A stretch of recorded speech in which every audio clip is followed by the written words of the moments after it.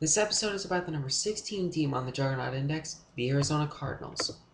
If Matt Leinart can simply deliver a good impression of a bad Kurt Warner, then the Cardinals will be just fine in 2010. There's no shortage of talent on this team, and the NFC West isn't exactly the scariest division in football.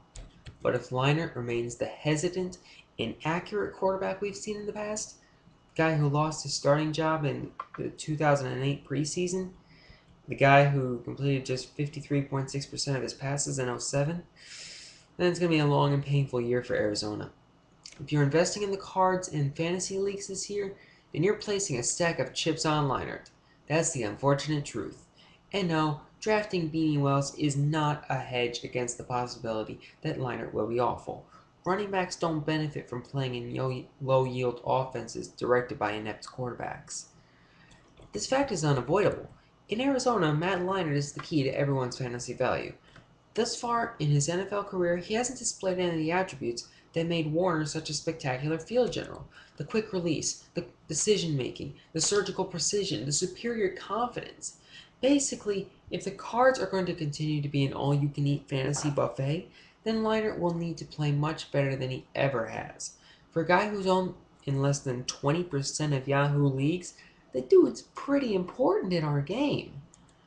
If Leinart fails in his latest attempt to lead this offense, the only safety net in sight is Derek Anderson.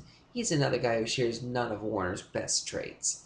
Rookie John Skelton, a fifth-round draft pick out of Fordham, is a quarterback who needs to be on the radar in dynasty leagues, but he's not likely to enter the standard format fantasy discussion in 2010. If he does, then disaster has struck somewhere. Arizona's receiver corps remains an extremely talented group even after Anquan Bolden's departure. If we were building an NFL team from scratch in real life, not in fantasy, then Larry Fitzgerald would top the list of desired wide receivers. Simply put, he has the skill set of an inner circle Hall of Famer. His playoff performance 2 seasons ago, from the wild card round to the Super Bowl, was the most dominant four-game sequence you'll ever see from an NFL wide receiver. The quality of the competition was excellent, yet Fitzgerald was uncoverable. He's insanely skilled, a pleasure to watch. He's probably the only guy in the league who would merit consideration as a top 10 wide receiver despite having Leinart at quarterback. As a practical matter, it appears that I won't actually own Fitzgerald in fantasy leagues this year because someone always drafts him as the 2010 Cardinals will look just like the 2008 version. Often he's selected in the first round, in which Leinart isn't even taken. It's tough to imagine how a team could simultaneously deliver a top-tier wideout and an unhonorable quarterback. But the fantasy community's take on the Cardinals. With Bolton out of the team picture, Steve Breston takes over the role as the number 2 receiver in Arizona. He's already put up a 1,000-yard season on his resume in '08, so we know he's capable of achieving fantasy relevance under the right circumstances. The 212-pound early Doucette actually seems like a better fit to inherit Bolden's over-the-middle intermediate responsibilities, so don't forget him on draft day. I'll be stunned if a fourth Arizona receiver emerges as a serious fantasy option. But if it does happen, then rookie third rounder Andre Roberts will be the guy. It's become perfectly clear that you're all excited about the Cards' running game because I've received lots of unsolicited feedback on my ranking of Beanie Wells, number 18 running back, number 35 overall. But again, the lack of enthusiasm for Wells is only my reflection of my forecast for Arizona's 2010 offense. This looks like a league average attack.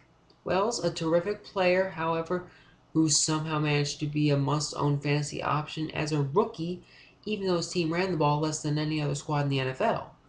He's a subsequently more explosive player than Tim Hightower, although both backs will have significant roles in the offense.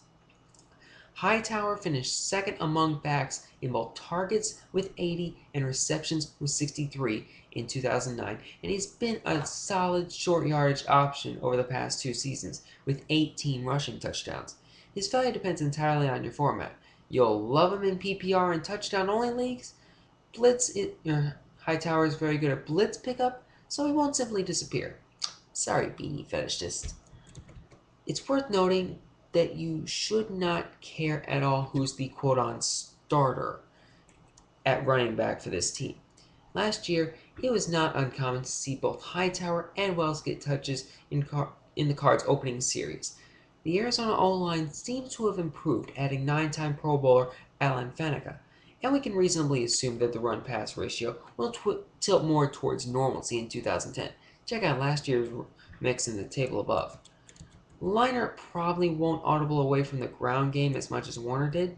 Clearly, there will be more carries to go around this season, though the offense should be less dynamic overall. Arizona's defense was a middle-of-the-pack unit in both fantasy and reality last year, and they've since lost leading tackler Carlos Dansby to Miami, and safety Antrell Roll to the Giants. You won't draft this team defense, but you'll occasionally stream it. The Cards open at St. Louis, and they also have Oakland, Tampa Bay, and Kansas City on the schedule. If you're looking for IDPs, you're encouraged to target defensive back Adrian Wilson, defensive lineman Darnell Dockett, defensive lineman Calais Campbell, and perhaps linebacker Joey Porter if you're feeling old school. Or if you're feeling new school, try rookie linebacker Darrell Washington. Okay, let's hear a few bold liner predictions in the comments. In recent years, plenty of left for dead quarterbacks have shredded the scouting reports. It may happen for Matt too.